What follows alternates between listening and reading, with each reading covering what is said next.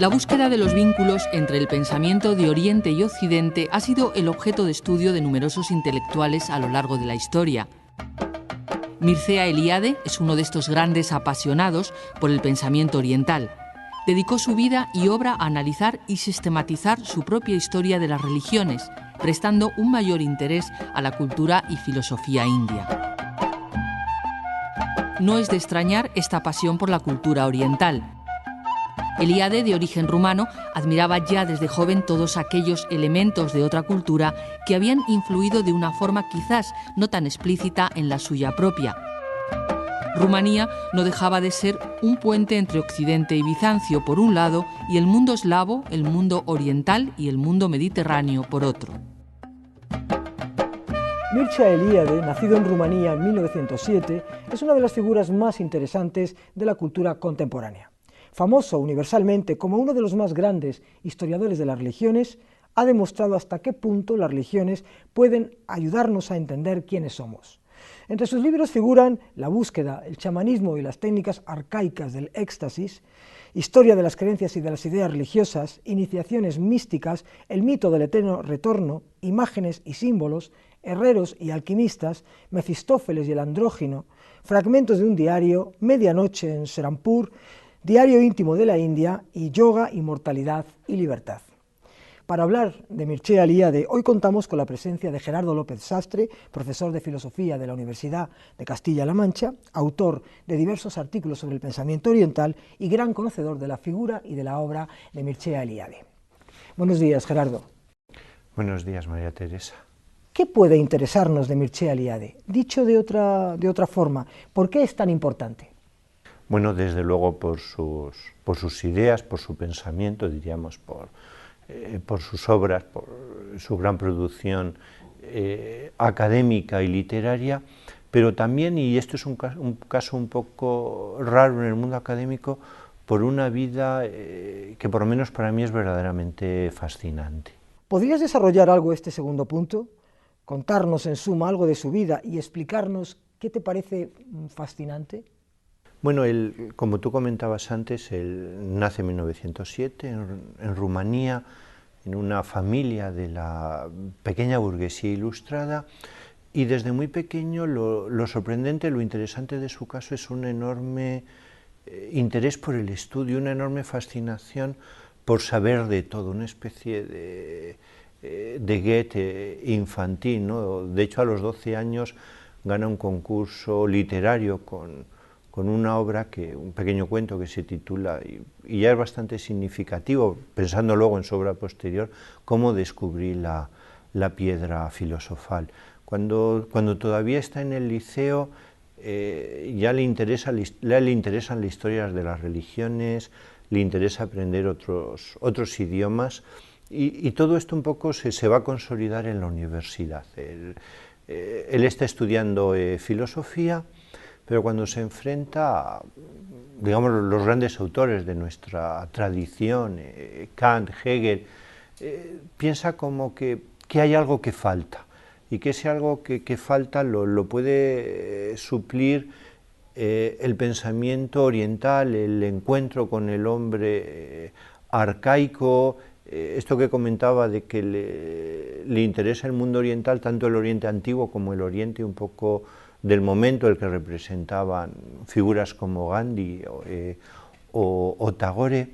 Entonces no es un poco casualidad que él, a la hora de escoger algún tema para la tesis de licenciatura, escoja la filosofía del Renacimiento. El Renacimiento significa, por una parte, el descubrimiento para Europa, el redescubrimiento para Europa de la filosofía griega, pero él comenta un poco que, por ejemplo, una figura como Pico de la Mirándola,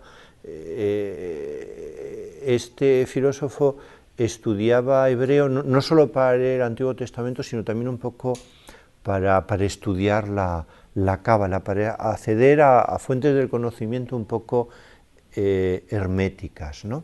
De hecho, y yo creo que esto es lo que le va a marcar luego toda su carrera posterior, él va a Roma a terminar un poco de elaborar su tesis de licenciatura, y al mismo tiempo que está trabajando sobre la filosofía del Renacimiento, se dedica a leer cosas sobre orientalismo, y entonces en la biblioteca del seminario de un gran especialista, Giuseppe Tucci, lee el primer volumen de la historia de la filosofía india de Dasgupta, que estaba dedicada a un Maharajá que había hecho posible la estancia durante 5 años de Dasgupta en Cambridge.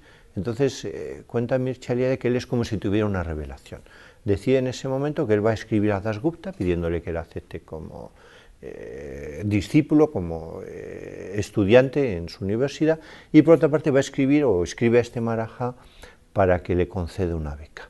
Tanto Dasgupta como el Maharajá le contestan, le ofrecen una beca, y entonces, jovencísimo, o sea, con 20, 21 años, le tenemos un poco en la India, viviendo al principio en una pensión anglo-india, es decir, en un contexto occidental, aunque estudiando en la Universidad de Calcuta, y luego un poco más tarde instalándose en casa de su profesor, de este Dasgupta que mencionaba. Y allí lo que ocurre es que él se va a enamorar de Maitreyi, la hija de Dasgupta, que por aquel momento tiene 16 años. Él cuenta en sus memorias cómo pasaban mucho tiempo en la biblioteca familiar, y que un día sus manos se encontraron por encima de un fichero. Dice, ya no volvieron a separarse, y lo que tenía que ocurrir ocurrió. No da, por lo menos en sus memorias, más detalles. En todo caso, enterada Dasgupta y su esposa de esta situación, de alguna manera le expulsan de su casa. Él comenta que Calcuta para él, sin Dasgupta, allí no tiene nada que hacer, está un poco destrozado anímicamente, y entonces se marcha al Himalaya, se establece en un pueblecito muy pequeño, un centro de peregrinación, de ascetas, de yogis, y un centro un poco de la cultura india para la práctica del yoga, y allí empieza a practicar el yoga con Swami Sivananda, que en aquel momento no era conocido, luego va a llegar a ser una personalidad verdaderamente conocida. Hay centros de yoga Sivananda prácticamente en todas partes del mundo. Sivananda se queda muy sorprendido de la capacidad de Mircea Eliade para asimilar el yoga. Consideraba que podía llegar a ser algo así como un nuevo Vivekananda, que transmitiera un mensaje de regeneración espiritual a Occidente, cosa que Eliade decía que le ponía los pelos de punta verse en ese papel de transmitiendo un mensaje del Himalaya. Y bueno, para concretar, desde el punto de vista del pensamiento, ¿qué le enseña la India a Eliade y qué le aporta? Bueno, yo creo que 3 cosas. Por una parte, que frente a lo que podríamos llamar las filosofías monistas, el Vedanta, filosofías que creen que el mundo es ilusorio, pues encontrar una filosofía que cree en la realidad del mundo, digamos una filosofía más de corte dualista, que intenta gozar de la vida pero al mismo tiempo dominarla. Eso es un poco lo que va a significar para él el descubrimiento, la reivindicación del yoga y el tantra. Luego, en segundo lugar, descubrir la importancia del simbolismo, la idea de que los fenómenos religiosos no pueden estudiarse en su literalidad, o que muchas cosas no pueden estudiarse en su literalidad porque entonces no se entienden. Él cuenta que en una aldea bengalí él ve un poco un falo gigantesco, anatómicamente muy bien representado, de piedra. Entonces decir, bueno, esto, ahí lo que está es un poco como el mito de la fecundidad, la idea de buscar símbolos, de buscar lo que hay detrás de las cosas, la necesidad de interpretar, la necesidad de la hermenéutica. Y luego, en tercer lugar, lo que él va a llamar el descubrimiento del hombre del neolítico, la idea de que cuando se produce el descubrimiento de la agricultura surge una nueva religión, una religión cósmica, centrada un poco en torno a la idea un poco propia del mundo vegetal de el ciclo de las estaciones, el nacimiento, la muerte, la resurrección, y que si estamos buscando el pensamiento arcaico, pues podemos ir más allá de la India histórica, igual que podemos ir más allá de Grecia, podemos llegar a una especie de cultura neolítica que habría estado presente en Portugal, en el mundo mediterráneo, en los propios Balcanes, en la propia Rumanía y por supuesto en la India y en China. Y ahí habría un poco, allí podría percibirse la unidad fundamental de la especie humana. ¿Qué te parece si volvemos a la biografía de Mircea Eliade? Sí, bueno, estábamos en que se ha instalado en un ashram, en una comunidad religiosa en Rishikesh, está practicando el yoga, pero bueno, allí conoce a Jenny, una violonchelista surafricana que ha acudido a la India en busca del absoluto y que le propone un poco que aunque no tengan un maestro que les pueda iniciar, que empiecen a iniciarse, que empiecen a practicar los ritos propios del Tantra Yoga. Entonces él empieza a visitar a esta mujer por las noches, hasta que un asceta de la propia comunidad le dice si no se estará engañando, que ese no es un camino, digamos, espiritual de ninguna manera, si no habrá vuelto a caer en digamos, bajo el velo de Maya, de la ilusión, ¿no? Él descubre que sí o piensa que sí, con lo cual abandona este ashram, pasa un poco un tiempo estudiando y mientras tanto su padre, que teme que no vuelva de la India, no le renueva su prórroga para el servicio militar, con lo cual él tiene que volver a Rumanía para cumplir el servicio militar. En todo caso acaba su tesis doctoral sobre el yoga, empieza a trabajar como profesor de filosofía en la universidad, marcha luego como una especie de agregado cultural a la embajada rumana en Londres y en Lisboa. La estancia en Lisboa, aunque quizá un poco ahora esto nos pilla ahora algo lejos, es muy importante porque él desde Lisboa va a venir con mucha frecuencia a Madrid, estamos en el contexto de la Segunda Guerra Mundial, a comprar libros. En Lisboa va a conocer a Ortega y Gasset, va a tener la ocasión de leer a Unamuno, va a conocer también a Eugenio II, o sea, va a adquirir una verdadera conciencia de la importancia de la cultura española. En todo caso, acaba la Segunda Guerra Mundial, decide no volver a Rumanía, se establece en un primer momento en París y luego pasa a Chicago, en donde se va a convertir en director del Departamento de Historia de las Religiones y allí, bueno, pues va a permanecer hasta su fallecimiento. ¿Qué sentido tiene para Eliade la historia de las religiones? Bueno, aquí quizá lo interesante es que, aparte de actividad académica, él piensa, él diagnostica como que hay una crisis del hombre moderno, una crisis de sentido, no saber cuál es el fin último de la vida, no encontrar sentido a la existencia.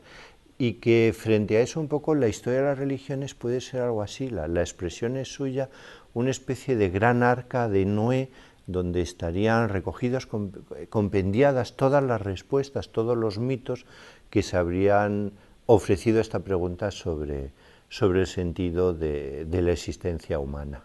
¿Por qué son tan importantes los mitos?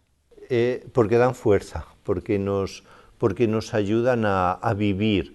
Él comenta el caso del polinesio que se adentra en el mar, sabe un poco que si se atiene a los principios de un mito, si es capaz de realizar los mismos gestos que el dios, no naufragará. Entonces los mitos son de alguna manera, al ser fuente de sentido, son fuente de fuerza, son fuente de supervivencia, digamos, nos ayudan a triunfar en la vida. Por eso es muy importante el que él no quiere, y lo va a decir en multitud de ocasiones, que él no quiere un poco desmitificar. Por último, ¿te atreverías a hacer una valoración personal de este tema? Sí, claro, porque yo además experimento ahí una cierta ambigüedad.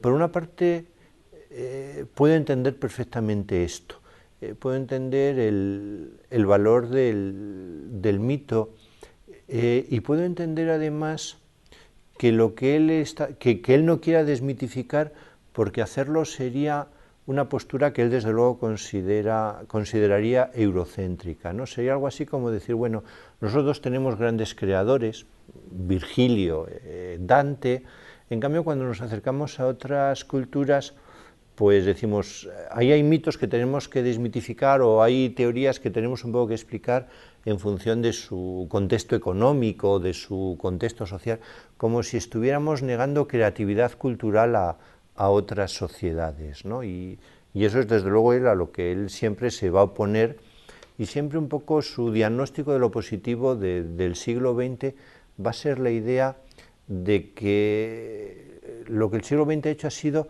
aportar las dimensiones del hombre no occidental a una cultura mundial, es decir, llevar a nuestra presencia dimensiones culturales que nos eran ajenas o que considerábamos como expresión de la barbarie más que de la cultura, ¿no? Y en ese sentido, digamos, su pensamiento me es muy simpático. Pero por otra parte, yo no puedo evitar pensar que lo mejor del pensamiento moderno, del pensamiento moderno europeo, es un intento de vivir sin mitos, de vivir sin ilusiones, de atenernos única y exclusivamente a lo que nos enseña la razón y la experiencia, y que solamente a partir de ahí podemos tomar conciencia de la contingencia del mundo, con lo que eso significa de alguna manera de que podemos superar contra el mal. En vez de intentar buscar sentido al mal y aceptarlo, rebelarnos contra él mismo y intentar eliminarlo. Entonces quizá la gran pregunta o la gran ambigüedad en la que yo me muevo ahí, lo plantearía solo en forma de pregunta, sería ¿podemos vivir sin mitos? ¿Necesitamos mitos para vivir? O quizá expresándolo desde otra perspectiva. Para Mircea Eliade, la esencia de la religión es lo sagrado. ¿Podemos vivir en una cultura que se atreve a desacralizarlo todo?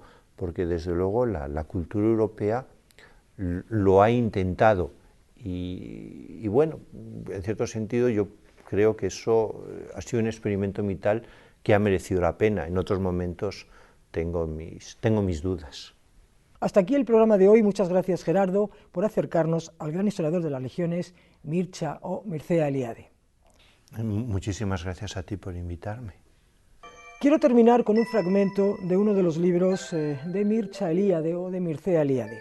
Una de las dificultades que todavía turba al historiador de las religiones es que cuanto más se acerca a los orígenes, mayor es el número de factores religiosos. Hay tantos que en ciertos casos, por ejemplo, en las sociedades arcaicas o prehistóricas, uno se pregunta qué no es o no ha sido nunca sagrado o está conectado con lo sagrado. Estos factores religiosos son los que a lo largo de toda su carrera trató de analizar utilizando una metodología científica. Mircea Eliade dedicó gran parte de su vida a la búsqueda de un método de análisis de corte occidental que se pudiese aplicar al estudio de las mitologías y las religiones y la creatividad nocturna subyacente en este tipo de pensamiento.